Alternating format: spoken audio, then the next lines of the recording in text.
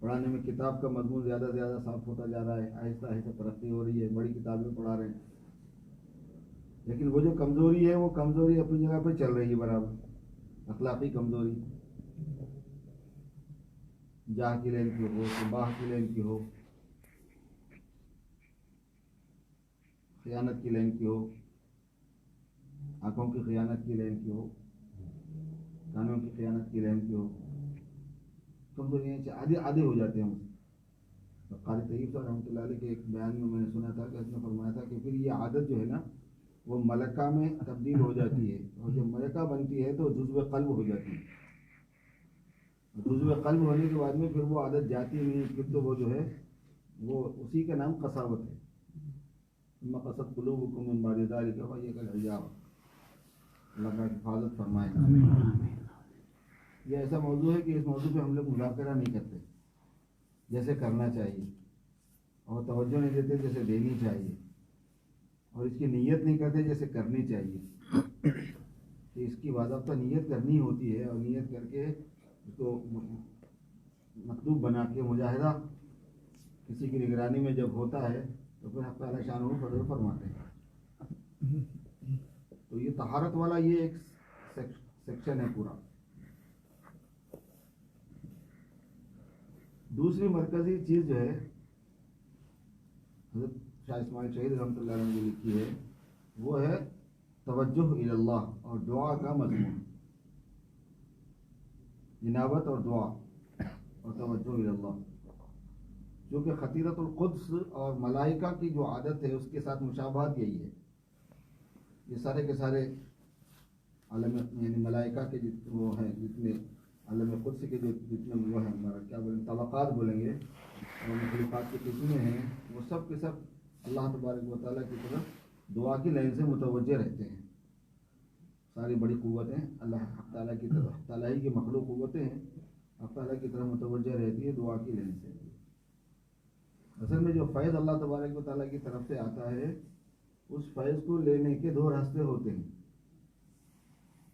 ایک راستہ حق تعالیٰ ہی کی طرف سے بنا ہوا وہ نظام جس کے تحت میں چیزوں کا ظہور ہو رہا ہوتا نظر آتا ہے، جیسے اوضاع فلکیہ ہیں، جیسے نجوم کا نظام ہے. جسے پتہ چلتا ہے کہ ایک ایسی لگے بدھے نظام کے ساتھ میں کائنات قائم ہے کہ سورج جب نکلتا، آج سے 10,000 سال پہلے سورج جس ٹائم پہ نکلا تھا آج اسی ٹائم پہ نکلتا ہے، جس ٹائم پہ ڈوبا تھا اسی ٹائم پہ ڈوبتا ہے. موسم جو ہے نا وہ اسی ترتیب سے آتے ہیں. پھلوں کا پکنا، پھلوں کے اندر جوس کا آ جانا، ان کے اندر مٹھاس اور ان کی کھٹاس وغیرہ وغیرہ جو پورا نظام ہے، موسم ربیع کا، موسم بہار کا، موسم خزاں کا، سمر کا، اسپرنگ کا، جو بھی موسم جہاں پر آتے ہوں، بنا ہوا نظام ہے. اوضاع یہ نجوم کا نظام، اوضاع فلکی کا نظام. اللہ تعالیٰ نے آسمان کو کچھ ایسے انداز میں بنایا ہوا ہے، اس کے جو بروج ہیں وہ کچھ ایسے سیٹ ہیں، اور ان بروج کے اندر جو کواکب ہیں ان کا جو نظام ہے، پورا سیارات کا جو نظام ہے وہ کچھ ایسا ہے کہ اس سے بہت انسانوں کی طبیعت پر بھی اس کا اثر پڑتا ہے، اوصاف پر بھی اس کا اثر پڑتا ہے، حالات پر بھی اس کا اثر نظر آتا ہے. تو اس کی طرف شریعت نے متوجہ نہیں کیا ہے. شاہ اسماعیل شہید کے بیان کا مطلب یہ ہے، وہ اس پس منظر میں بول رہے ہیں. وہاں پہ جس سابقے میں نے یہ بحث پڑھی ہے جس میں سے میں آپ کو سنا رہا ہوں، وہ اس میدان میں بات ہو رہی ان کی وغیرہ. اس کی طرف شریعت نے متوجہ نہیں کیا، بلکہ دعا کی طرف متوجہ کیا ہے. ڈائریکٹ اللہ تبارک و تعالیٰ سے رجوع ہونا اور ان کی طرف نظر کرنا اور انہی سے استفادے کے لیے براہ راست درخواست دینا. تو دوسرا مرکزی نظام یہ ہے. اور تیسری مرکزی چیز جو میں جس کا اصل مذاکرہ کرنا چاہتا تھا اب بزرگوں کے سامنے، اور جس کا ربط اور تعلق ہے اس بات سے جو جس کے لیے ہمارا سفر ہوا ہے اور جو ہماری ذمہ داری کا ایک بہت بڑا حصہ ہے، وہ یہ ہے کہ پوری دنیا کے اجتماعی نظم کی طرف توجہ. دنیا کا اجتماعی نظم، امامت کبریٰ کا سفر، امامت کبریٰ پہ آ جانا امت. मगर इमामत कुबरा से अगर दूर हैं हम, जाहिर है कि ये मौजू इतना नाजुक होता है कि इसको खुल के बोल भी नहीं सकते हैं। तो ये इमामत कुबरा का जो नज़म है वो मुसलमान उलमा की जिम्मेदारी है, और इसमें जो है ना बहुत लंबा सफ़र है, बहुत लंबा प्रिपरेशन है, बहुत लंबी तैयारी है। हज़रत शाह अब्दुल कादिर रायपुरी रहमतुल्लाह अलैह का बयान ये है जगह पर उनकी मलफूजात में कि अगर ये उम्मत कोशिश में लग जाए तो उसको 200 साल दरकार है अपने साबिका निज़ाम पर आने के लिए। तो हुज़ूर पाक सल्लल्लाहु अलैहि वसल्लम ने जिस पर उम्मत को कायम फरमाया, जो उम्मत में दीन का ऐसा ख़त्म हो गया वो निज़ाम, उसको पूरी तरह बहाल होने के लिए अगर मुसलसल मेहनत की जाए और सही नहज पर की जाए तो 200 साल दरकार है। शाह अब्दुल कादिर रायपुरी रहमतुल्लाह अलैह का एक मलफूज है।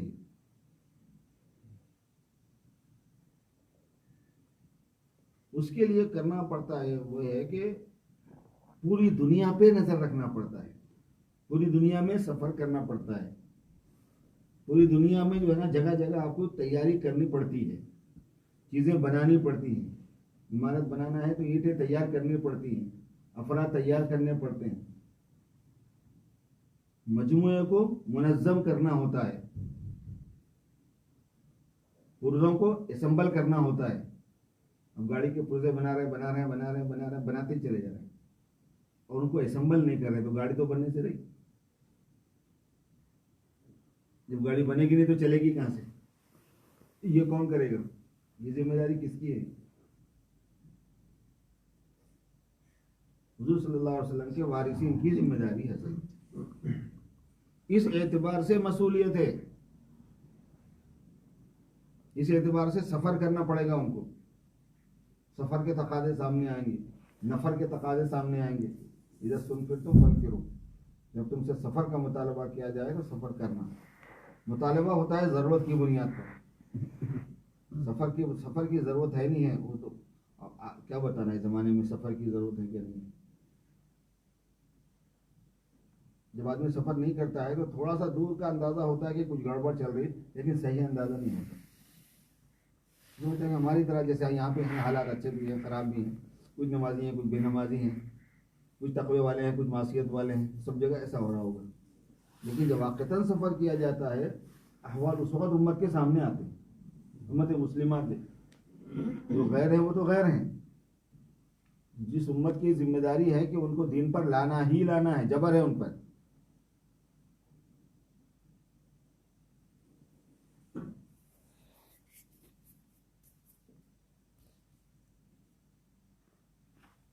ला इकराह फिद्दीन जो है ना वो गैरों के लिए। मनशा फलियुमिन व मनशा फलियकफुर इन्ना अतदना लिज़ालिमीन नारन अहाता बिहिम सुरादिकुहा।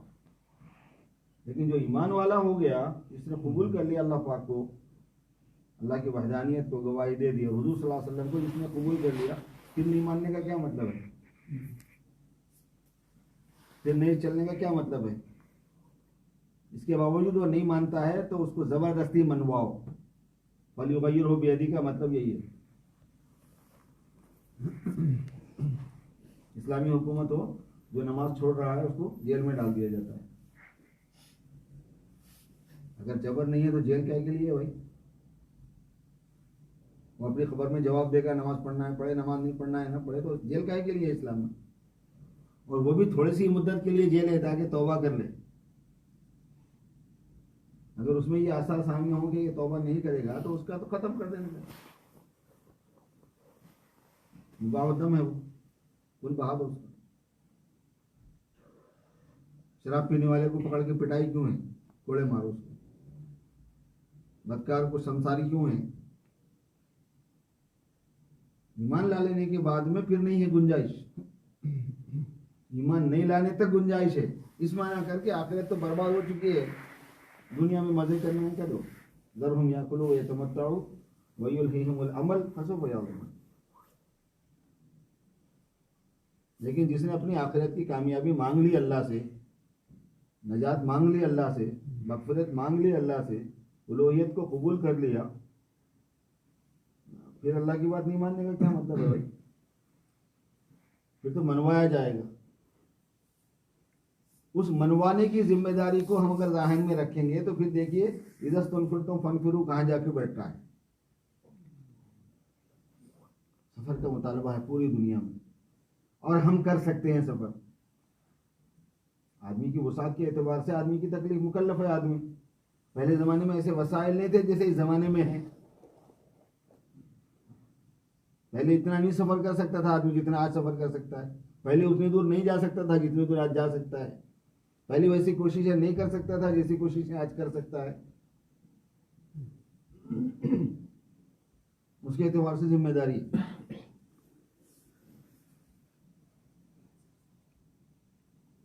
بہت برے حالات ہیں, بہت عجیب و غریب حالات ہیں.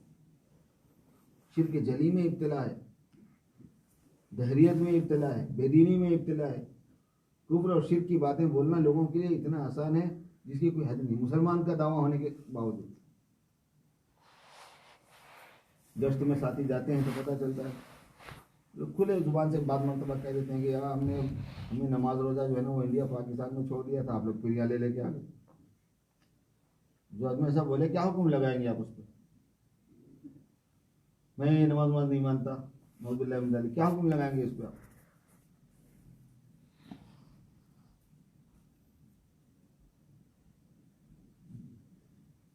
جن ملکوں میں کام بہت ہے وہاں کے بھی حالات ہیں, جہاں پہ کام نہیں ہے وہاں تو کہنا ہی کیا ہے. جہاں دعوت کی محنت ہوئی, جہاں بزرگان دین ہیں, اولیاء اللہ ہیں, اخبار ہوئے, ہر لین سے خدمات ہوئی, دعوت کی لین سے بھی, تعلیم کی لین سے بھی, تزکیہ اور تربیت کی لین سے بھی, وہاں کے حالات خود اتنے عجیب و غریب ہیں جس کی حد نہیں. میں اپنی انڈیا کی بات بتاتا ہوں آپ کو. ایک جگہ ہم جا رہے تھے, ہماری طرف ہی سائڈ میں ایکسٹی پیٹ کا علاقہ ہے, انگول اور مدراس کی طرف جاتے ہوئے, بنگلور کی طرف, میسور کی طرف جاتے ہوئے راستے میں جو پٹی آتی ہے وہاں کی طرف ان پر ہمارا سفر چل رہا تھا. ناشتے کا وقت رات تمام سفر ہوا. صبح ناشتے کا وقت, فجر کے بعد سوچا کہ کسی مسلمان ہوٹل میں ناشتہ کر رہے ہیں. تو اس جگہ ہم نے ساتھیوں سے کہا کہ بھائی مسلمان ہوٹل ہے کوئی؟ چلیں گے, ہاں یہ سامنے ہوٹل ہے, جاتے.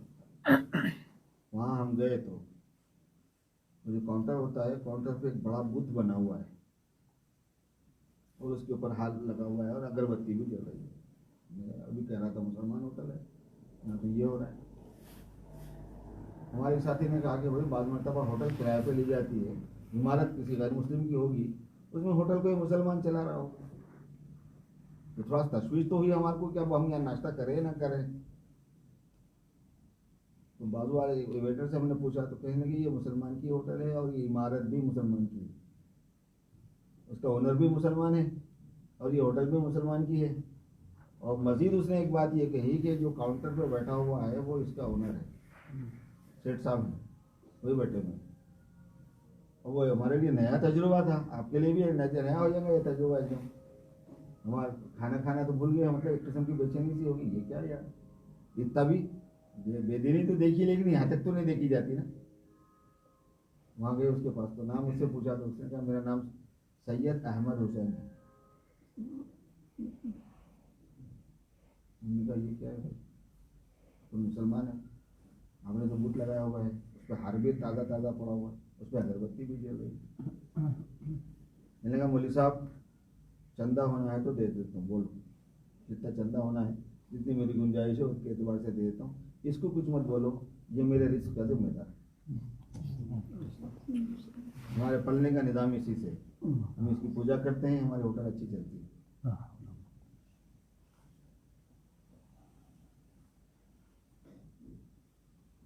ہم تو ناشتہ تو ہوا چلا ہی گیا ہمارا. اتنی طبیعت میں خدورت آئی, اتنا تقدر ہوا کہ چھوڑ کے آ گئے ہم وہاں سے. سامنے پان کا ڈبہ تھا, اس سے پوچھا تو اس نے بھی ایک ایسا نام بتایا, اور وہاں پہ بھی مورتی لگی ہوئی ہے. ہم نے کہا یہ کیا قصہ ہے یار, یہ کیسی بستیاں ہیں, کہیں مسلمان بھی ہیں. تو کہنے لگا یہاں سے 500 مائل تک چلے جاؤ آپ کو ہر گھر میں یہ چیز ملے گی مسلمان کی. یہاں سے 500 مائل چلے جاؤ آپ کو ہر گھر میں یہ چیز ملے گی مسلمان. 60 سال 70 سال سے جہاں دین کا کام ہو رہا وہاں تک کے حالات ایسے مل جاتے ہیں. تو یہ کب پتہ چلا؟ جب سفر کرتے ہیں تو اندازہ ہوتا ہے کہ امت مسلمہ ہے، مسلمان ہونے کا دعویٰ کر رہی ہے، اس کو کیسے بچایا جائے اور کہاں تک پہنچ گئی یہ حالت. بہت دن پہلے ایک اور جگہ ایسے ہمارا سفر ہوا تھا، ایک ملک میں جانا ہوا تھا. اس وقت تک اتنی ترقی نہیں ہوئی تھی اس ملک کو، ابھی حال میں اس کو بہت زیادہ ترقی ہوئی ہے.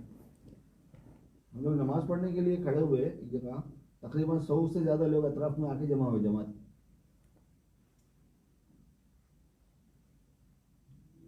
نماز کے بعد میں ہم ان سے ملاقات کرے تو بولے بھائی آپ لوگ کون ہیں؟ تو ہم لوگ مسلمان ہیں. بولے ہم بھی تو مسلمان ہیں. بولے مگر یہ تو ہم پہلی مرتبہ دیکھ رہے ہیں تم لوگ جو کر رہے ہیں، یہ ہم پہلی مرتبہ دیکھ رہے ہیں جو آپ لوگ کر رہے ہیں. بولے یعنی ہم لوگ نماز پڑھ رہے تھے.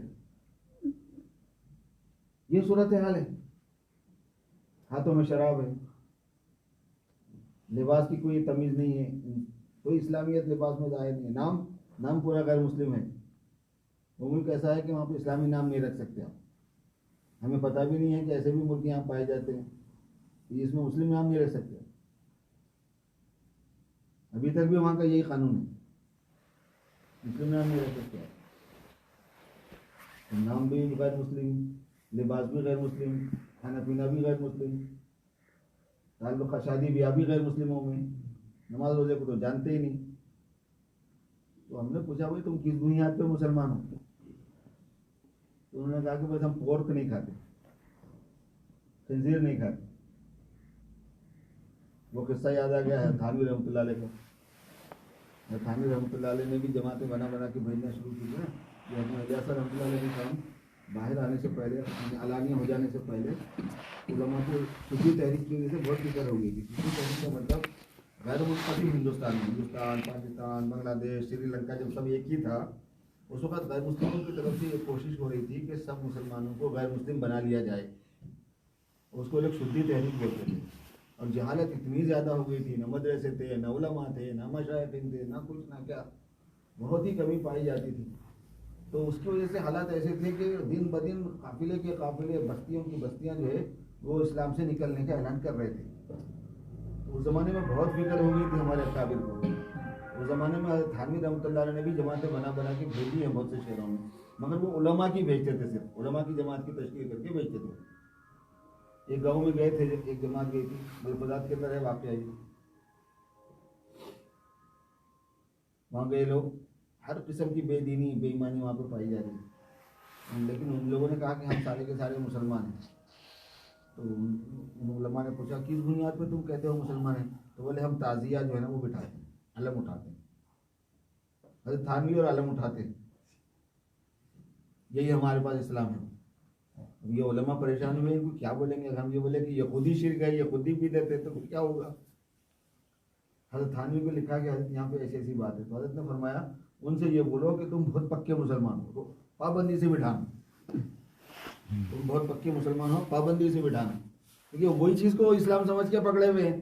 اگر یہ بتا دیں کہ یہی بھائی اسلام ہے تو جو ایک تاگا لٹکا ہوا ہے وہی ٹوٹ جائے گا. پھر ان کو جرأت آ جائے گی بتانے کے لیے کہ اب ہم تو نہیں ایسا ختم. تو وہی چیز ہمیں بھی یاد آئی. ہم نے کہا بھائی تم بہت نہیں کھاتے نا، بہت پکی چیز ہے، تم بہت پکے مسلمان ہیں. لیکن جس علاقے میں ہم جب رہے وہاں اس علاقے میں جتنے دن ہم رہے، دو ہی کام تھے ہمارے. نام اسلامی رکھنا، تم اس نام سے بھی اپنے کو موسوم کرو، اسحاق ہے، اسماعیل ہے، یوسف ہے، ابراہیم ہے، محمد ہے، فلاں فلاں فلاں، اور کلمہ یاد دلا. اس علاقے میں یہی کام تھا جتنے دن جماعت تھی. سفر سے پتہ چلتا ہے امت مسلمہ مسلمان ہونے کے باوجود کہاں پر ہے، کس سطح پر ہے. بہت عجیب حالت، ارتداد کا سیلاب ہے. جس وقت جو ہے یہ سن 2000 میں بہت سی قسم کے سیمینار، سمپوزیم، مختلف قسم کے پروگرام یہ وہ دنیا میں بہت زیادہ چل رہا تھا، منائے جا رہے تھے. اس میں جو ہے نا بہت سے انٹرویوز، ڈبیٹ، مختلف پارٹیوں کے اس کے پروگرام ٹی وی پہ اس پہ چل رہے تھے بہت سے. تو ہمارے ایک دوست نے بتایا انہوں نے ایک ٹی وی پروگرام کو اٹینڈ کیا تھا. ڈاکٹر صاحب ہیں, انہوں نے سنایا ہم کو, بتایا کہ صاحب آج ایک ایسا عجیب انٹرویو آیا کہ بس میں پریشان ہو گیا. میں نے کہا ہوا کیا؟ انہوں نے کہا کہ ایک بہت بڑے پوپ کو بلایا گیا, پادری کو, اور اس سے یہ پوچھا گیا کہ تم نے گزشتہ صدی میں کیا کیا, کیا کمایا. تو انہوں نے کہا کہ ہم نے بہت کمایا ہے. ان سے کہا کہ تم نے بہت کمایا ہے, یہ تو کوئی بات نہیں, کچھ ثبوت دیجئے اس کا, کوئی مثال دیجئے اس کی, کوئی شہادت پیش کیجئے.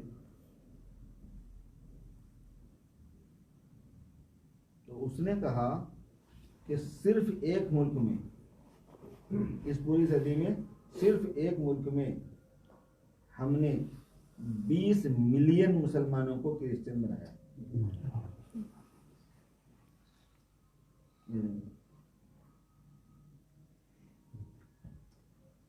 آپ اندازہ کیجئے کہ ہم نے پھر پوری دنیا میں کیا کیا ہوگا, یہ اس نے کہا.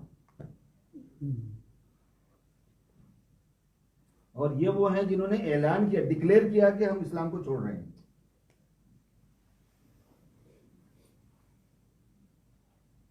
پوری دنیا میں اگر کہیں دو چار بھی, ایک بھی مرتد ہو رہا ہو, دو بھی مرتد ہو رہے ہوں, کیا مسئلہ ہے, چھوڑ دینے کا ہے. یہاں تو ملینوں میں ہے, ایک ایک ملک میں ملینوں میں. جب یہ انٹرویو ہمارے سامنے آیا تب وہ بات ذہن میں آئی. فرمایا انعام الحسن صاحب رحمۃ اللہ علیہ پہ کیا غلبہ تھا آخر وقت میں. ان کے ذہن پہ ایک ہی چیز غالب تھی آخر وقت میں کہ بھائی انڈونیشیا جماعت بھیجو, انڈونیشیا جماعتیں بھیجو, انڈونیشیا جماعتیں بھیجو.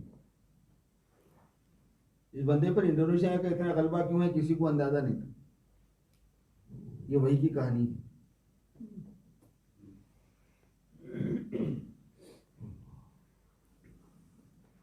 ایک جماعت کی کارگزاری ہمارے سامنے آئی تھی, شکاگو آئے تھے وہ لوگ, انہوں نے بتایا ہم کو غالباً یہ جماعت فیجی کی تھی یا کہیں کی تھی, گجراتی تھے. انہوں نے کہا کہ ہماری جماعت جو ہے وہ ایک جزیرے میں گئی اور 4 مہینے کی جماعت تھی, اور ہم نے جزیرہ نہیں بدلا. حالات کو دیکھ کے ہم نے ایک ہی جگہ ٹکاؤ کر لیا. کوئی نصرت نہیں تھی, کوئی اکرام نہیں تھا, کوئی دعوتیں نہیں تھی. خود ہی پکاتے تھے, خود ہی کھاتے تھے, خود ہی کرایہ بھرتے تھے جہاں پہ ہم ٹھہرے ہوئے تھے.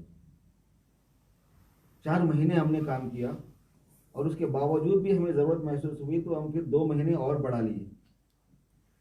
6 مہینے ہم نے کام کیا, اور اس کے بعد کہنے لگے اللہ کا شکر ہے کہ 70,000 مردد کو کلمہ دوبارہ پڑھایا. پورا جزیرہ جو ہے نا اس نے کرسچینٹی کا اعلان کر دیا. ایک بھی عالم نہیں ہے اس میں. اگر علماء کرام ہو جائیں تو کیا ہوگا اللہ. پر وہ عالم ہو غیر عالم ہو اس سے بحث نہیں ہے. بحث اپنے کو نفس مسئلے سے, اس صورت حال میں وہاں ویسا حال ہے شرک جلی میں ابتلا کا, وہاں ویسا حال ہے کہ نماز روزے کو دیکھا تک نہیں لوگوں نے, وہاں ویسا حال ہے کہ ارتداد کا سیلاب جو ہے نا وہ چل رہا ہے, اور یہ کسی ایک ملک میں ایک جگہ پہ نہیں بلکہ پوری دنیا میں ہو رہا ہے. امریکہ ہو, نارتھ امریکہ ہو, ساؤتھ امریکہ ہو, ساؤتھ امریکہ کے جتنے ممالک ہیں چھوٹے بڑے, وہ جمیکا, پناما, برازیل, یہ وہ سب 70% عرب ارتداد میں ان علاقوں میں. 70%.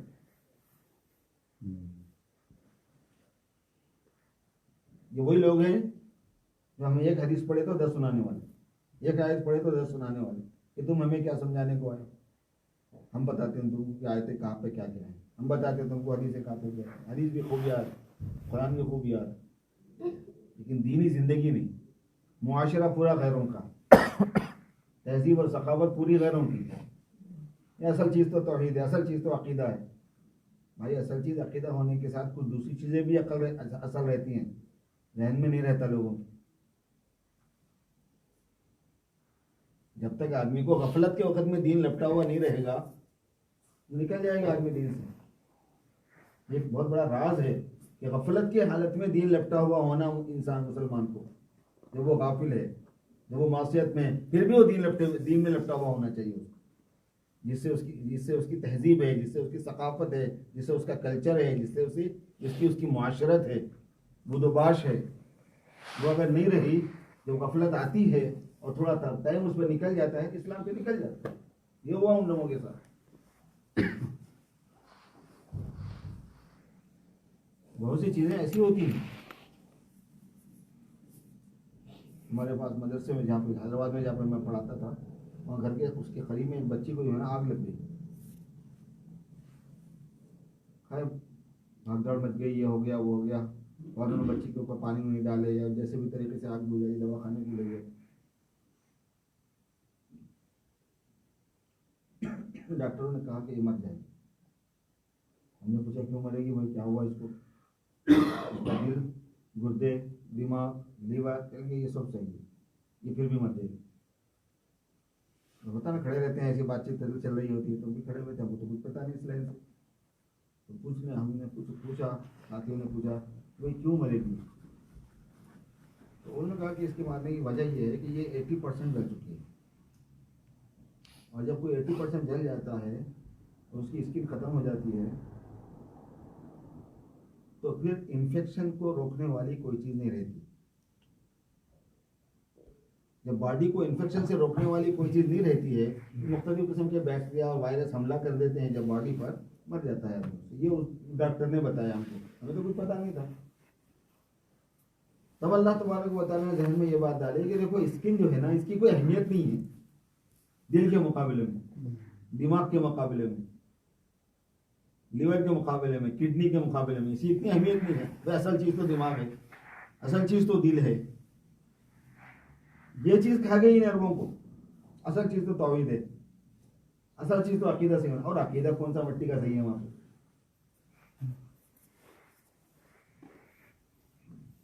عقیدہ بہت گڑبڑ ہے وہاں پہ. موقع نہیں ہے اس کو عرض کرنے کا. آپ لوگوں بہرحال چکے، بہرحال اس لائن کے آپ خود ہی ہیں، آپ کو خود اندازہ ہو سکتا ہے کہاں کی توحید محفوظ ہے وہاں پہ. عین اللہ پوچھتے تھے جب تک حضرت نابینا مفتی صاحب تھے، اس وقت تک عین اللہ پوچھتے تھے کہاں ہیں. انہیں آسمان کی طرف بولا، جان چھوٹی اس کی نہیں تو خود لگاتے تھے. ایسا بھی تو ٹائم آیا نا، خود ہماری آنکھوں کے سامنے ہوا. سو آسمان پہ یہ بولنا ضروری ہے الرحمن العرش استویٰ کی وجہ سے. اور امام ابو حنیفہ رحمۃ اللہ علیہ کا کیا فتویٰ ہے؟ امام ابو حنیفہ فرمایا کہ جو اللہ کو عرش پر محدود مانے وہ کافر ہے. اللہ تبارک و تعالیٰ کو ذو جہت نہیں کر سکتے نا، ایک جہت پہ نہیں کر سکتے. اللہ تعالیٰ ادھر ہیں، اوپر ہیں. اللہ کے لیے علو ثابت ہے. الرحمن العرش علو کو بتانے کے واسطے، بلندی کو بتانے کے واسطے ہے، فوقیت کو بتانے کے واسطے نہیں ہے. جہاد کے تو اللہ خود ہی محدد جہاد ہے. جہاد کو وہ پیدا کرتے ہیں، جہاد کے محدد وہ ہیں. ان کو کوئی جہاد تھوڑی حد میں لے آ سکتی ہے. اللہ محدود نہیں ہو سکتے نا کسی ایک جہاد میں. وہی تو کفر ہے. نہیں سمجھ میں آتا وہ لوگوں کی. ایک مرتبہ جماعت میں 2 عرب آ گئے تھے. جو عربوں کی جماعت آتی تھی تو ہمارے حیدرآباد کے ذمہ دار جو ہے نا، میرے کو ترجمے کے لیے ان دنوں میں لگا رہے تھے زیادہ. میں ان کے ساتھ پھرتا تھا. قابل ٹائپ کے تھے اور بحث کرنے کی شوقین بھی تھے تھوڑا سا. اس زمانے میں ہمارے کو بھی بحث کی بک بک کی عادت تو پہلے سے تھی. تو نقل لینا، کسی بھی گھس لینا، بحث کر لینا. اس نے کہا یہ الرحمن العرش استویٰ کی بحث نہیں کریں گے. عبداللہ بن باز کا زمانہ، دونوں یہ بات بہت چلاتے تھے. تو میں نے اس سے کہا کہ بھائی دیکھ، ہمارے بڑے تو یہ فرما. انہوں نے نہیں، وہ بالکل غلط بولتے ہیں، یہ بات ہے ایسا بولنا. مطلب اس کو ایسا نہیں سمجھ میں آئے گا. اس کو سمجھانے کا دوسرا طریقہ یہ ہے. میں نے کہا یہ زمین گول ہے؟ کہنے لگے ہاں گول ہے. آسمان بھی گول ہے. کیونکہ وہ ظاہر طور پر تو وہاں تو اس کو ان کو بحث ہی نہیں ہے اس پر کہ گول ہے چپتا ہے. یعنی کہ گول ہے زمین، گول ہے آسمان، یعنی کہ وہ بھی گول ہے. میں نے کہا دوسرا آسمان وہ بھی گول ہے، تیسرا میں نے کہا وہ بھی گول ہے، چوتھا وہ بھی گول ہے، 5واں 6واں 7واں. تو میں نے کہا عرش سب کو گول، سب کو محیط ہے. کہہ لیں گے ہاں. میں نے کہا ایسا جائیں گے تو اوپر کیا آئے گا؟ کہہ لیں گے عرش آئے گا. میں نے کہا ایسا جائیں گے تو کیا آئے گا؟ جب گول ہے آپ ایسا جائیں گے تو عرش آئے گا، تو ایسا جائیں گے تو کیا آئے گا؟ عرش ہی آئے گا. ایسا جائیں گے تو کیا آئے گا؟ عرش ہی آئے گا. اور ایسا جائیں گے تو کیا آئے گا؟ جب گول میں ہیں آپ تو پھر تو یہ کیسے بول رہا ہے؟ جب لاجواب ہوا غلو کا ذکر ملتا ہے. خیر وہ اس پہ یاد آ گئی کہ لوگ سمجھتے ہیں کہ ان کا عقیدہ بہت اچھا ہوتا ہے, شاید وہ عقیدے میں بہت گڑبڑ ہے. عقیدے کے اعتبار سے جو علماء دیوبند کا ہے نا, وہ اس کا جواب نہیں ہے. نہیں, یہ یاد رکھو اچھی طرح سے. سب سے تحقیقی, سب سے محتاط, سب سے صحیح عقیدہ جو ہوتا ہے وہ اکابرین دیوبند کا ہوتا ہے. حضرت شاہ ولی اللہ صاحب رحمۃ اللہ علیہ کے افکار ہیں.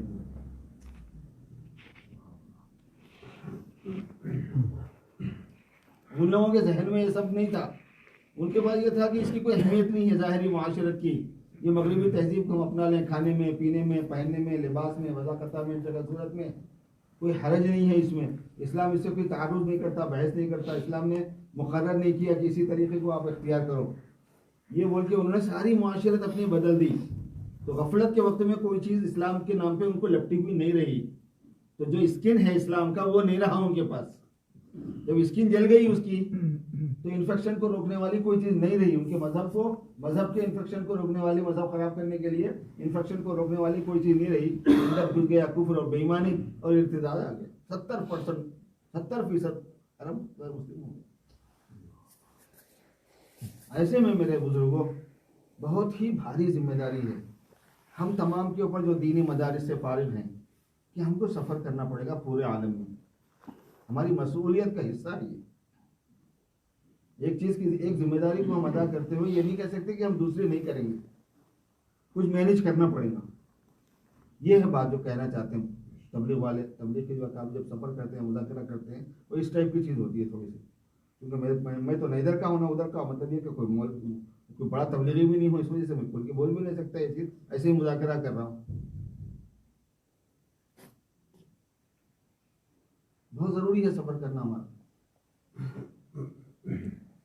نہیں, ہم جو کر رہے ہیں یہ بہت ضروری ہے. ضروری مگر یہ ہے کہ اس کے ساتھ اور بھی ضروری چیز ہے. ایک ضرورت کے ساتھ دوسری ضرورت آ جاتی ہے بہت مرتبہ. ایک آدمی روزہ رکھا ہوا ہے, اس کے بعد سو گیا. ظہر کی نماز کے لیے لوگ اٹھائے اس پر, بھائی رمضان ہے, روزہ بھی ہے, نماز پڑھی. کہہ لگے میں روزہ رکھا ہوا ہوں نا, عبادت نہیں کر رہا ہوں کیا, یہ ضروری کام نہیں کر رہا ہوں, میں اللہ کا فرض پورا نہیں کر رہا ہوں. میں روزے میں ہوں, اللہ کا فرض ہی تو پورا کر رہا ہوں. کیا فرمائیں گے آپ اس کو؟ میں اللہ تبارک و تعالیٰ کا فرض پورا کرنے سے تم یہ کیسے سمجھ گئے کہ ایک فرض کے پورا کرنے سے دوسرے فرض سے چھٹی ہو جائے گی؟ تو جس فرض کے اوپر اللہ تبارک و تعالیٰ نے ہمیں رکھا ہوا ہے بہت بڑی اللہ پاک کی نعمت ہے, لیکن جس فرض سے ہم دور ہیں اس کی طرف توجہ دینے کی بڑی ضرورت ہے. اور وہ یہ ہے کہ ہم کو پوری دنیا میں سفر کرنا ہوگا, کیونکہ پوری امت کی ذمہ دار ہیں. حضور پاک صلی اللہ علیہ وسلم عالمی نبی ہیں اور ہم عالمی نبی کے وارث ہیں. ہم علم کے ساتھ عمل کے وارث ہیں, علم کے ساتھ محنت کے وارث ہیں. علم عمل ہی کا نام ہے اصل. جو حضور کا عمل تھا وہی صحابہ کا علم تھا. صحابہ کا علم کیا تھا, حضور کیا کرتے تھے. جو صحابہ کا عمل تھا وہی تابعین کا علم تھا. یہ تابعین کیا بولیں گے کہ صحابہ کیا کرتے تھے. تو آپ صلی اللہ علیہ وسلم کا جو عمل مبارک ہے وہ شامل ہے وراثت میں ہمارے.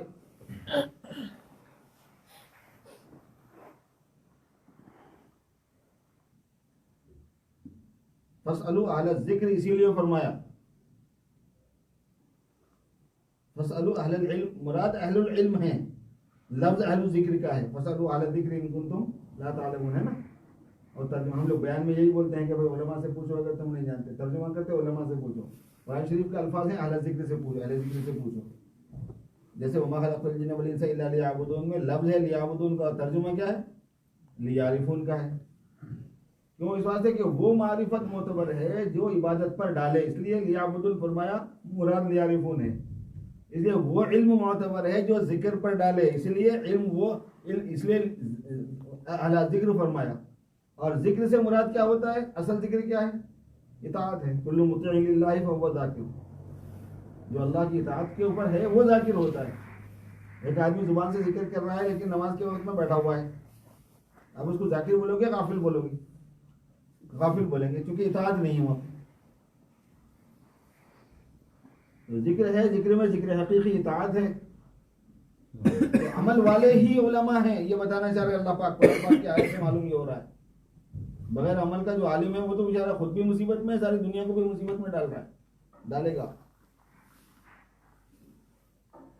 اس لیے پوری دنیا میں سفر کرنا اور پوری دنیا میں جہاں تک ہم پہنچ سکتے ہیں پہنچنا اور بے طلبوں تک جانا، طالبین میں خدمت کرنا اپنا فرض ہے اور بے طلبوں میں خدمت کرنا بھی اپنا فرض ہے۔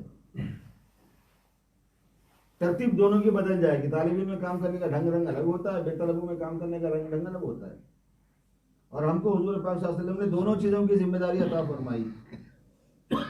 طالبین پر محنت کرنا، ان کو ٹائم دینا، ان کے ساتھ سلوک کرنا، ان کی تعلیم کا کام کرنا۔ حضور پاک صلی اللہ علیہ وسلم نے اس حدیث میں فرما دیا نا کہ ان الناس یاتونکم من اقطار الارض لیتفقهوا فی الدین، مختلف علاقوں سے آپ کے پاس آئیں گے تاکہ دین کی سمجھ حاصل کریں۔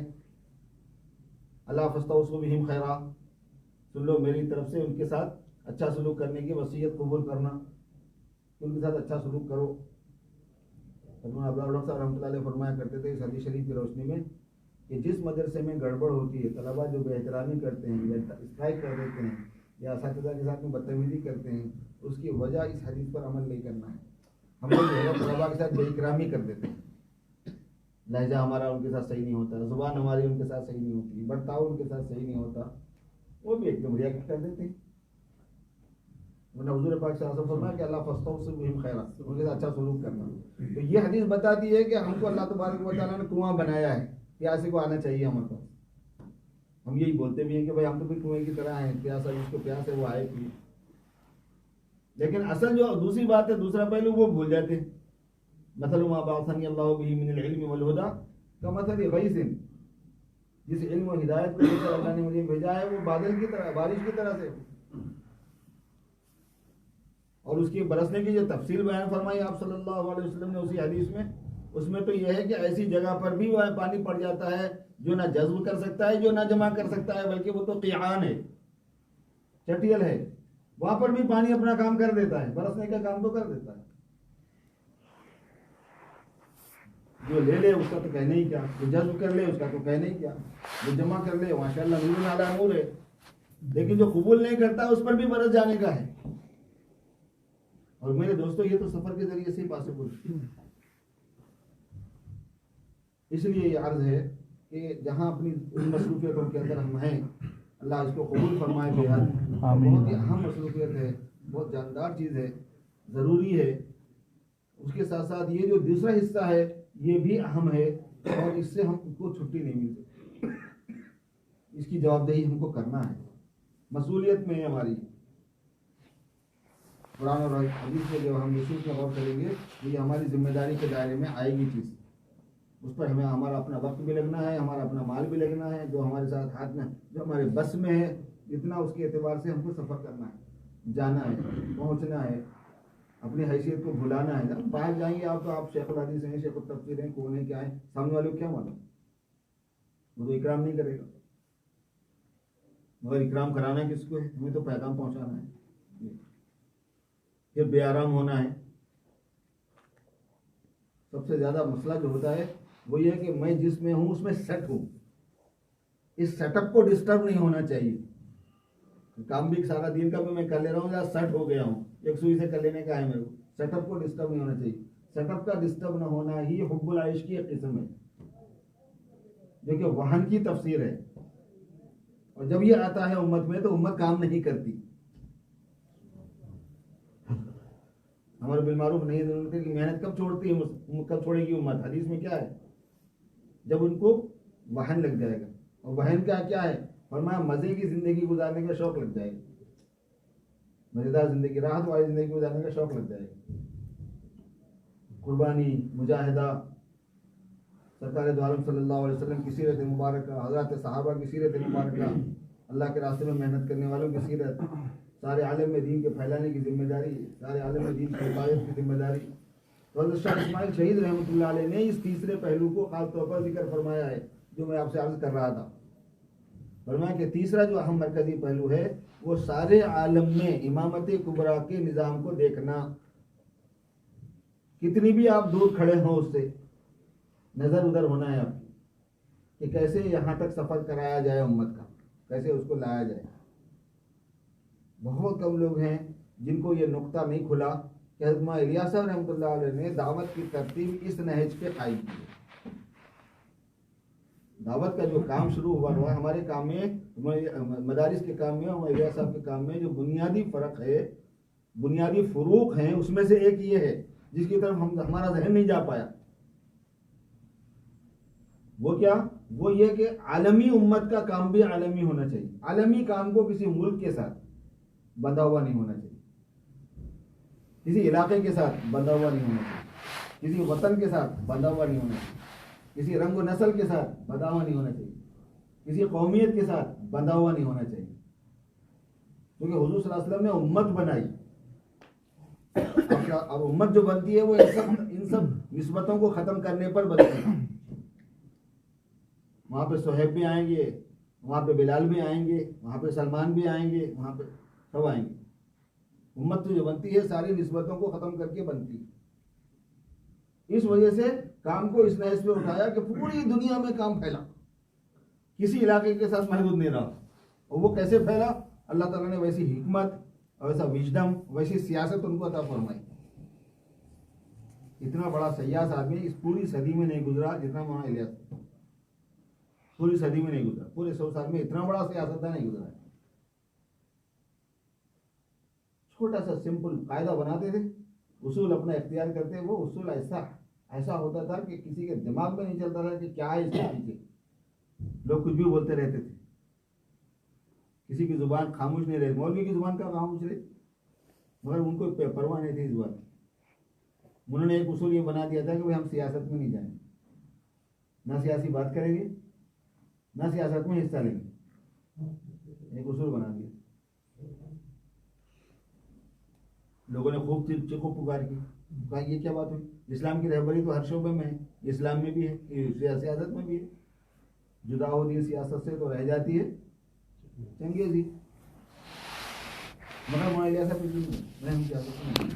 اس کا فائدہ کیا تھا؟ ان کو ان کی نظر تھی، وہ دیکھ رہی، وہ قلندر تھا، وہ بندہ، وہ قلندر ہر سے گوید دیدہ گوید والی بات تھی۔ ان کی بات یہ تھی کہ ان کے اس اصول سے پوری دنیا کے بارڈر اٹھ گئے، مملک حکومتوں کی سرحدیں نہیں رہی اس کام کے لیے۔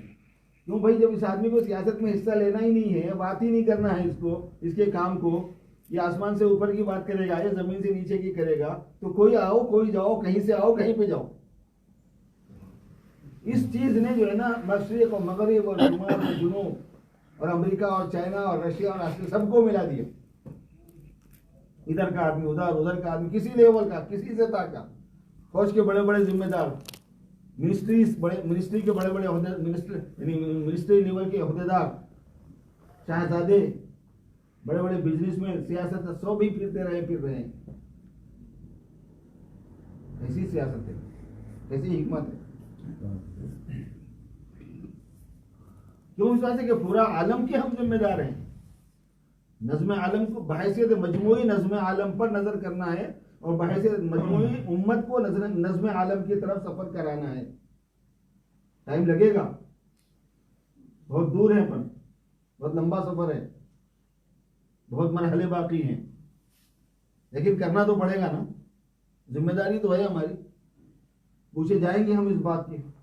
وہ حضرت شاہ صاحب فرمان ہے ابقاء کے اندر، ابقات میں، کہ نظم عالم کی کو سنبھالنے کی ذمہ داری اور نظم عالم کی نگرانی اور نظم عالم کو قائم کرنے کی فکر، یعنی پوری امت مسلمہ میں پہلے دین کا شعور لانا، دین کی فہم لانا، دین پر عمل کرنے والے افراد تیار کرنا، پھر ان کو اسمبل کرنا۔ خالی پارٹس بناتے رہیں گے تو گاڑی چلنے والی نہیں ہے۔ یہی وجہ ہے کہ ہم بہت سی جگہوں پر پاکٹوں میں کام کرتے ہیں، لیکن ایک کا دوسرے سے رابطہ نہیں ہو سکتا، ایک دوسرے سے جڑ کے کوئی بڑی طاقت نہیں بن سکتی۔ جب کوئی بڑی طاقت نہیں بن سکتی تو کوئی بڑی شے وجود میں نہیں آ سکتی۔ یہ کام جاہل نہیں کر سکتے، یہ کام علماء کا ہے، سیاسی بصیرت والوں کا ہے، قرآن و حدیث پر گہری نظر والوں کا ہے، سیرت مبارکہ کے اوپر بہت عمیق نظر رکھنے والے اور بہت مہارت رکھنے والے، ان لوگوں کا کام ہے یہ۔ وہ اس باریکی کو پکڑ سکتے ہیں، دوسرا نہیں پکڑ سکتا اس بات۔ جس بندے کے ذہن میں یہ چیز ہوگی نا، اس بندے کو چیز بیٹھنے نہیں دے گی، اس کو سفر کرنا ہے۔ شاید بہت زیادہ دیر ہو گئی میں بولتے بولتے، میں معافی چاہتا ہوں آپ لوگوں سے. یہ عرض کرنا ہے میرے دوستوں، اس وجہ سے جہاں اپنی مقامی جو ذمہ داریاں ہیں ان ذمہ داریوں کو نبھانا بھی ہے، اس کو مینیج کرنا ہے ہوشیاری کے ساتھ میں، تدبیر کے ساتھ میں. اس کے ساتھ ساتھ جو ہے ہم کو خروج کی، نفر فی سبیل اللہ کی اور اللہ کے راستے میں جانے آنے کی اور سفر کرنے کی جو ذمہ داری ہے، اس ذمہ داری کو بھی نبھانا ہے. ملکوں میں جائیں گے، علاقوں میں جائیں گے، لوگوں کے ساتھ پھریں گے، اپنے کو بے حیثیت بنائیں گے، قربانی دیں گے، آرام سے بے آرام، یعنی اپنے آرام کو قربان کریں گے، بے آرامی کو برداشت کریں گے. حالات آئیں گے، آدمی کی صحت کے بھی مسئلے ہوں گے اور دوسرے بھی مسائل ہوں گے. ان سب چیزوں کا مقابلہ کرتے ہوئے جب آدمی تھوڑی جدوجہد کرے گا اور امت کے مجموعے کو سامنے رکھ کے تھوڑی سی بھاگ دوڑ کرے گا، تو عالم سے جو اللہ پاک نتائج لائیں گے، اللہ تعالیٰ کی جو عادت مبارکہ ہے وہ یہ کہ عالم سے ہوں گا یہ کام. علماء کی بس کی چیز ہے یہ. ابتدائی کام تو سب کر سکتے ہیں لیکن بڑا کام سب نہیں کر سکتے. چھوٹی چھوٹی چیزیں سب ہو جا سکتی. اینٹ بنانے والا جو ہے نا، جو اینٹ بناتا بھٹی سے جو اینٹ بنانے والا ہے نا، وہ تو کوئی بھی بنا لیتا ہے. بھٹی والا بھٹی میں جو بھی مزدور کام کر رہا ہے وہ بنا لے گا، لیکن مکان میں بھٹی بنانے والا نہیں بنا سکتا. اور مکان کا جو نقشہ ہے، مکان کی جو ڈیزائننگ ہے، مکان میں جو فیسلٹیز ہیں، جو سہولتیں ہیں، وہ مستری بھی نہیں کر سکتا. وہ تو انجینئر کا کام ہے. اس میں جو برکت بنانا ہے، جگہ میں زیادہ سے زیادہ سہولت نکالنا ہے، فیسلٹیز فراہم کرنا ہے، ہوا کی، روشنی کی، مکان کی مضبوطی کی، مکان کی قابلیت کی، یہ سب چیزیں یہ قابلیت والوں کا کام ہوتا ہے. امت مسلمہ کے بنیادی کاموں کے بعد جو تقاضے آتے ہیں، جو اجتماعی چیزیں ہوتی ہیں، ان کو ان میں آگے بڑھنے کے لیے دماغ چاہیے علماء کا. اور اس میں ہم جیسے جیسے آگے جائیں گے، اللہ تبارک و تعالیٰ رہنمائی بھی فرمائیں گے. اور پھر ہماری یہی قوتیں، جیسے چھوٹوں کی قوتیں جمع ہوتے ہوتے ایک بڑی شکل سامنے آئی، یہ درمیانی قوتیں جمع ہوتے ہوتے ایک اور چیز سامنے آئے گی، اور یہ اس سے عالی دماغ جمع ہوتے ہوتے ایک اور چیز شکل آئے گی. اللہ تعالیٰ کا وہ نظام جو کہ غیبی ہے، جو اللہ تبارک و تعالیٰ دعوت کو زندہ کرنے کے ذریعے سے چاہتے ہیں. جب دعوت زندہ کی جاتی ہے تو اللہ پاک کے کچھ ارادے ہوتے ہیں. ایک حضرت یوسف صاحب رحمۃ اللہ علیہ کی بات یاد آئی. حضرت یوسف صاحب رحمۃ اللہ علیہ فرماتے تھے، سنا کہ یہ جو اللہ تبارک و تعالیٰ نے سورہ قصص میں فرمایا کہ وَنُرِيدُ أَن نَّمُنَّ عَلَى الَّذِينَ اسْتُضْعِفُوا فِي الْأَرْضِ وَنَجْعَلَهُمْ أَئِمَّةً وَنَجْعَلَهُمُ الْوَارِثِينَ وَنُمَكِّنَ لَهُمْ فِي الْأَرْضِ وَنُرِيَ فِرْعَوْنَ وَهَامَانَ وَجُنُودَهُمَا مِنْهُمْ مَا كَانُوا يَحْذَرُونَ. یہ 5 ارادے جب اللہ تبارک و تعالیٰ کے ہوئے تو موسیٰ علیہ السلام کو پیدا کیا. یہ فرماتے تھے، سنا کہ موسیٰ علیہ السلام ایک داعی ہے، کہ پیغمبر داعی ہوتا ہے تو داعی کا وجود کے پیچھے اللہ تبارک و تعالیٰ کے یہ 5 ارادے ہوتے ہیں. وَنُرِيدُ أَن نَّمُنَّ عَلَى الَّذِينَ اسْتُضْعِفُوا فِي الْأَرْضِ وَنَجْعَلَهُمْ أَئِمَّةً وَنَجْعَلَهُمُ الْوَارِثِينَ، ترجمہ نہیں کروں گا میں. وَنُمَكِّنَ لَهُمْ فِي الْأَرْضِ وَنُرِيَ فِرْعَوْنَ وَهَامَانَ وَجُنُودَهُمَا مِنْهُمْ مَا كَانُوا يَحْذَرُونَ أَوْحَيْنَا إِلَىٰ أُمِّ مُوسَىٰ أَنْ أَرْضِعِيهِ. ہم تعالیٰ شانہ نے اس محنت کو جو وجود عطا فرمایا اپنے فضل خاص سے، میرے دوستو، اللہ تبارک و تعالیٰ ہماری ذمہ داری میں جو چیز رکھی ہے وہ ہمیں کرنا پڑے گا. اللہ کی ایک ترتیب ہے. جیسے موسیٰ علیہ السلام کی حفاظت کرنا، پالنا ان کا کام، انہوں نے ذمہ داری تھی، بتا بھی دیا تھا، لیکن اماں کو تو لگایا نا کام. ان کی اماں کو کیا کام لگایا کہ اس کو صندوق میں بند کر، اس کو پانی میں ڈال. لگایا نہیں لگایا ان کو والدہ کو کام؟ لاؤ تابوت مقصوبی ہی ملی. اب پھر اس تابوت کو پہنچایا بھی تو کہاں پہنچایا؟ پھر ان کے پاس میں پہنچایا. اسی کی ذمہ داری دے دی کہ تو ہی سنبھال، اس بچے کو تو ہی سنبھالنا ہے، تجھے ہی پالنا ہے اس بچے کو. لِيَكُونَ لَهُمْ عَدُوًّا وَحَزَنًا، تاکہ تیرے غم کا پورا سامان تیار ہو جائے اور تیرا دشمن جو ہے نا تیرے ہی ہاتھوں اچھی طریقے سے پیر ہو جائے. قرآن پاک کا علام عاقبت کا ہے، لِيَكُونَ نتیجتاً. اللہ تبارک و تعالیٰ میرے دوستو، یہ ہو سکتا ہے کہ اسی غیبی نظام کے تحت حق تعالی شانہ نے اس پرفتن دور میں سارے عالم کے اعتبار سے ایک محنت کو وجود میں رحمت فرمایا، اور پوری اجتماعیت کے ساتھ ایک ہی مرکز، ایک ہی امیر، ایک ہی اسٹائل، ایک ہی نظام، ایک ہی لینگویج، ایک ہی زبان. وہاں پہ آپ میرے محترم بزرگوں دوستوں سے سنو گے تو لسٹر میں آ کر بھی میرے محترم بزرگوں دوستوں سے سنو گے. یہیں پہ ختم کرو گے، یہیں پہ سنو گے. ایک ہی اسٹائل، ایک ہی اندازے. کیونکہ اکائی جو آتی ہے نا، اس کے بھی اسباب ہوتے ہیں کچھ. جہاں سے آپ توڑو گے نا تو وہاں پہ وہ اکائی باقی نہیں رہتی. حضرات صحابہ کرام کی اکائی کے تقسیم ہونے کا راز ہی، پھیلنے کا راز ہی وہ ہے. کیسے فلسطین جو ہے نا یہ پورا کا پورا عرب بن گیا, کیسے مصر پورا کا پورا عرب بن گیا, کیسے الجزائر پورا کا پورا عرب بن گیا, کیسے عراق پورا کا, یہ تو عرب تھے نہیں یہ ممالک, کیسے عراق پورا کا پورا عرب بن گیا, کیسے سوڈان اور صومال پورا کا پورا عرب بن گئے, کیسے حبش کے علاقے پورے کے پورے عربستان میں داخل ہو گئے. لباس بھی ایک, تہذیب بھی ایک, ثقافت بھی ایک, کھانے پینے کا انداز بھی ایک, عادتیں بھی, سب چیز سب یہی جانتے لوگ کہ یہ سب عرب ہیں. تاکہ عرب ہے, یہ لوگ عرب ہے ہی نہیں, عرب بنے بعد میں. کیسے بنے؟ وہ ایک خاص انداز سے بنے, کیونکہ صحابہ کرام جو چیز لے کر چلے تھے اس میں امتیاز نہیں تھا کوئی, تو ایز اے ٹیز قبول کر لیا آنے والوں نے, سامنے والوں نے, جو ایز اے ٹیز اس کو قبول کر لیا, ساری چیز ایک ہی رنگ کے اندر یہاں سے وہ چیز ہوتی. اب تعالیٰ شان ہو مجھے اور آپ کو میرے دوستوں توفیق اور ہمت عطا فرمائے. اس لیے اگر عزائم فرما لے سفر کے تو انشاءاللہ تعالیٰ بہت مہربانی ہوگی آپ حضرات کی, ہمارا بھی جی خوش ہو جائے گا تھوڑا سا. اور پھر یہ کہ ہماری ذمہ داری ہے اس میں ہم عزم ہی کر سکتے ہیں. فی الحال ارادے اور عزائم ہمارے اختیار میں ہوتے ہیں, اس کے بعد کے جو اسباب ہوتے ہیں وہ بالکل بھی آدمی کے ہاتھ میں نہیں ہوتے, لیکن ارادے کو اللہ نے امتحان کے طور پر دیا تاکہ انابت ہے نہیں ہے وہ دیکھنا چاہتے ہیں. وَيَهْدِي إِلَيْهِ مَن يُنِيبُ, تو پہلے انابت ہماری طرف سے ظاہر ہوتی ہے, تو پھر اللہ تعالیٰ شانوں کی طرف سے توفیقات شامل ہوتی ہیں, پھر وسائل بھی بنتے ہیں, پھر راستے بھی بنتے ہیں, پھر اللہ تعالیٰ شانوں کی طرف سے اسباب مقرر ہوتے ہیں, اور اللہ تعالیٰ ہی میرے دوستوں کام لے لیتے ہیں. تو جیسے کام انہوں نے ہمیں مدرسے سے پڑھایا, فارغ کیا, پھر ماشاءاللہ مسجدوں میں مشغول فرمایا اور مدارس کے اندر کام میں لگا دیا, ہم نے اس کے ارادے کیے, یہ کام اللہ نے دیا. ہم سارے عالم کا ارادہ کریں گے, سارے عالم میں جانے کا ارادہ کریں گے, وہاں کا کام لے لیں گے. یہ کام بھی انہوں نے لیا, ہم نے نہیں کیا, وہ کام بھی وہی لیں گے, ہم نہیں کریں گے. اللہ پاک توفیق نصیب فرمائے, زیادہ فرما لے تو مہربانی.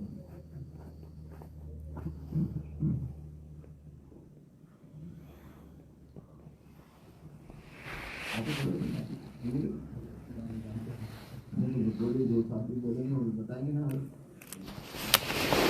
انشاءاللہ چلا اگست سے اللہ قبول فرمائے. ہارون اللہ 40 days انشاءاللہ. نام جو ہے نا کوئی مقامی ساتھی بتا دیں, ان کو نام معلوم نہیں. مولانا سفیان سفیان جولائی اگست میں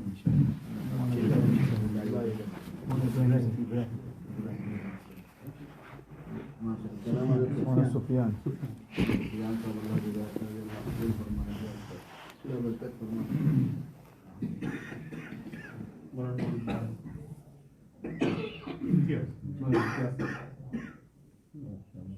سپٹمبر اکتوبر چلنا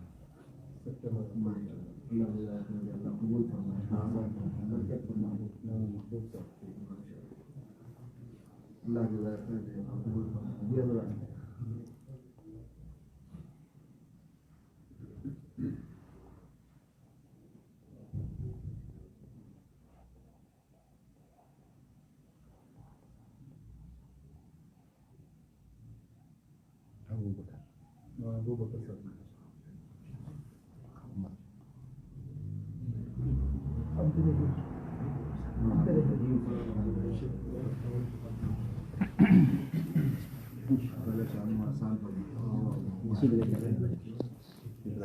حافظ ابراہیم صاحب.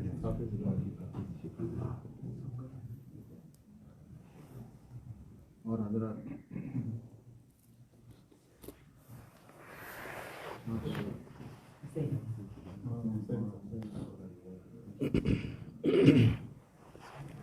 حبیب اللہ حبیب اللہ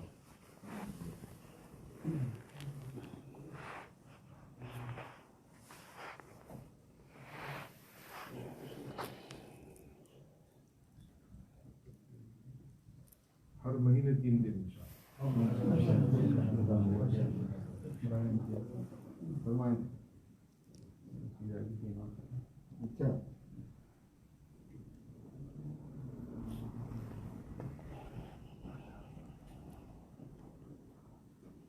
جیسے حضرت نے فرمایا, اور ہے کوئی اس طرح کا ارادہ کرنے والا؟ انشاءاللہ آپ نے ہر مہینے 3 دن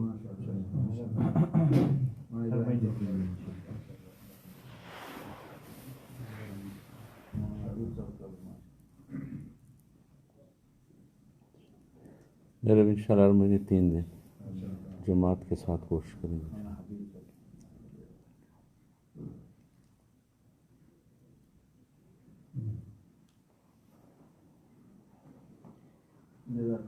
اللہ آپ کو تشریف آنے کا بہت بہت شکریہ.